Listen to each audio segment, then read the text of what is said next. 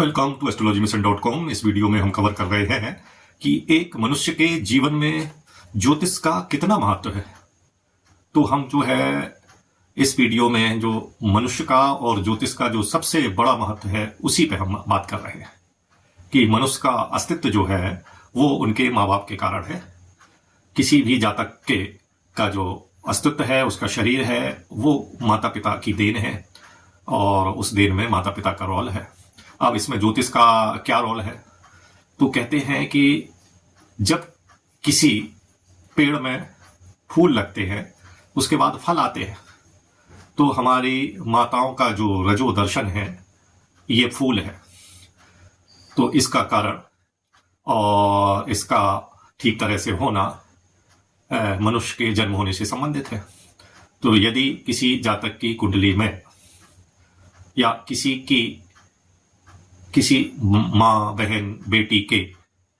रजो दर्शन में जब रजो दर्शन हो, उस समय हम उनकी कुंडली देखते हैं संबंधित व्यक्ति की। यदि कुंडली में चंद्रमा उपचय अनुपचय स्थानों में हो, कुंडली के अनुपचय स्थान है पहला, दूसरा, चौथा, पांचवां, सातवां, आठवां, नौवां और 12वां, इन स्थानों में चंद्रमा हो और मंगल उस पर दृष्टि करता हो, चाहे युति करता हो, चाहे वर्गों में हो, किसी भी तरीके से मंगल का संबंध यदि हो जाता है तो वो रजो दर्शन गर्भ धारण के योग होता है। और यदि ये कंडीशन नहीं है तो वो रजो दर्शन निष्फल जाता है।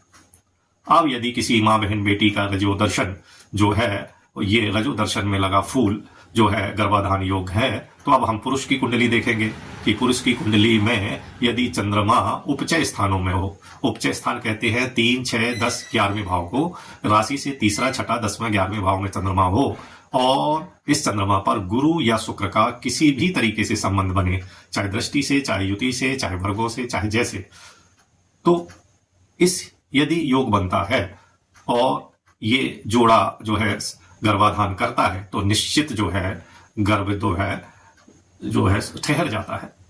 और उससे जो है एक जातक के जीवन अस्तित्व में आता है। तो इस तरह आप समझ गए होंगे कि ज्योतिष का कितना महत्वपूर्ण रोल है किसी व्यक्ति के जीवन में।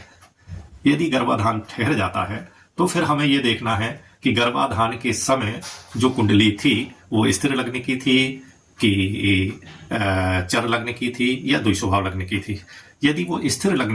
लग्न में गर्भाधान होता है तो बच्चा 292 दिन में जन्म लेता है, और यदि चर लग्न होता है तो 287 दिन में, और यदि द्विस्वभाव लग्न होता है तो 281 दिन में बच्चा गर्भ से बाहर आ जाता है। ये सामान्य जो है जन्म लेने का जो है सिद्धांत ज्योतिष में बताया गया है। वो अलग बात है कि कम समय का बच्चा पैदा हो जाता है, जिसको कहते हैं शॉर्ट पीरियड में हो गया, और कभी कभी जो है अधिक पीरियड में होता है, समय से ज्यादा समय ले लेता है। तो इसके लिए हमें क्या देखना है कि इसके लिए भी ज्योतिष में बहुत ही शानदार उल्लेख है कि कहा गया है कि गर्भाधान का जो माह है, प्रथम माह है, गर्भाधान से लेके जो 1 माह का समय है, उस माह का मालिक शुक्र होता है, अगले माह का मालिक मंगल होता है, दूसरे का, तीसरे माह का मालिक गुरु होता है, चौथे का माह का मालिक सूर्य होता है, पंचम माह का मालिक चंद्रमा होता है, छठवें माह का मालिक शनि होता है, 7वें माह का मालिक बुध होता है, 8वें माह का मालिक गर्भाधान जिस लग्न में किया उसका लग्नेश होता है, 9वें मास का फिर सूर्य होता है, और 10वें माह में जो है फिर चंद्रमा मालिक होता है। तो यदि गर्भाधान के समय जो ग्रह कमजोर होगा उस महीने में गर्भस्थ शिशु को परेशानी होगी और उसी माह में जो है गर्भ जो है खराब हो सकता है या गर्भ को दिक्कत हो सकती है। तो संबंधित महीनों के नाम बताए हैं। यदि वो ग्रह कमजोर है, गर्भाधान के समय कुंडली में जो ग्रह कमजोर है, उस ग्रह के महीने में उस ग्रह संबंधित उपाय करना चाहिए ताकि जो है